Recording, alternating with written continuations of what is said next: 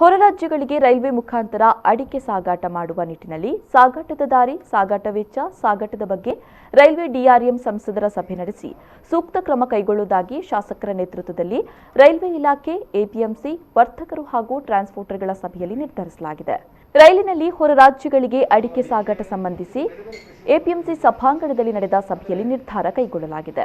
ಸಭೆಯಲ್ಲಿ ಶಾಸಕರು ಸಾಗಾಟಕ್ಕೆ ರೈಲ್ವೆ ವಿಧಿಸುವ ದರ, ನಿಯಮ, ಸಾಗಾಟದ ಪರಿಣಾಮ, ವರ್ತಕರಿಗೆ ಹಾಗೂ ಟ್ರಾನ್ಸ್ಪೋರ್ಟರ್ಗಳ ಸಾಧಕ ಬಾಧಕಗಳನ್ನು ಕುರಿತು ಮಾಹಿತಿ ಪಡೆದುಕೊಂಡರು.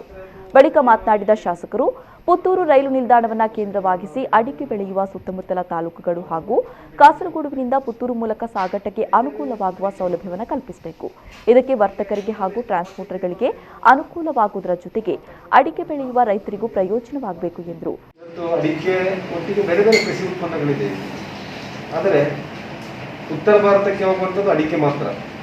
ಇನ್ನೊಂದಷ್ಟು ಪೆಪ್ಪರ್ ಇದೆ ನಮ್ಮಲ್ಲಿ. ಅದು ಈಗ ಮಾರ್ಕೆಟ್ ಇರುವುದ ಕಾರಣ ಯಾರು ಪೆಪ್ಪರ್ ಬಿಡ್ತಾ ಇಲ್ಲ.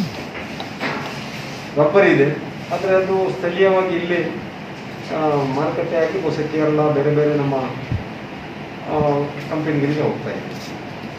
ಮೇಜರ್ ಅಡಿಕೆ ಮಾತ್ರ ಇದೆ. ಅಡಿಕೆ ಟೋಟಲ್ ಎಷ್ಟು ಕ್ವಾಂಟಿಟಿ ಇತ್ತು ಅಂತ ಹೇಳಿದ್ರೆ ಬಹುಶಃ ವರ್ತಕರು ನಮ್ಮ ಟ್ರಾನ್ಸ್ಪೋರ್ಟರ್ ಅದನ್ನು ಹೇಳ್ಬೇಕು ಎಷ್ಟು ಕ್ವಾಂಟಿಟಿ ಇಲ್ಲಿ. ಒಂದು ದಿನಕ್ಕೆ ಒಂದು 10-12 ಲೋಡ್ ಹೋಗುತ್ತೆ. ಒಟ್ಟು ಪ್ರೊಡಕ್ಷನ್ ಎಷ್ಟು, ವಾರ್ಷಿಕವಾಗಿ ಎಷ್ಟು ಇಲ್ಲಿಂದ ಹೋಗ್ತದೆ ಅಂತ ಒಂದು ನೀವು ಅಂಕಿ ಸಂಖ್ಯೆ. ಈ ಸಂದರ್ಭದಲ್ಲಿ ಎಪಿಎಂಸಿ ಅಧ್ಯಕ್ಷ ದಿನೇಶ್ ಮೆದು, ತಾಲೂಕು ಪಂಚಾಯಿತಿ ಸ್ಥಾಯಿ ಸಮಿತಿ ಅಧ್ಯಕ್ಷ ಸಾಜಾ ರಾಧಾಕೃಷ್ಣ ಆಳ್ವ, ಎಪಿಎಂಸಿ ಉಪಾಧ್ಯಕ್ಷ ಮಂಜುನಾಥ್ ಎನ್ಎಸ್ ಮೊದಲಾದವರು ಸಭೆಯಲ್ಲಿ ಭಾಗವಹಿಸಿದರು.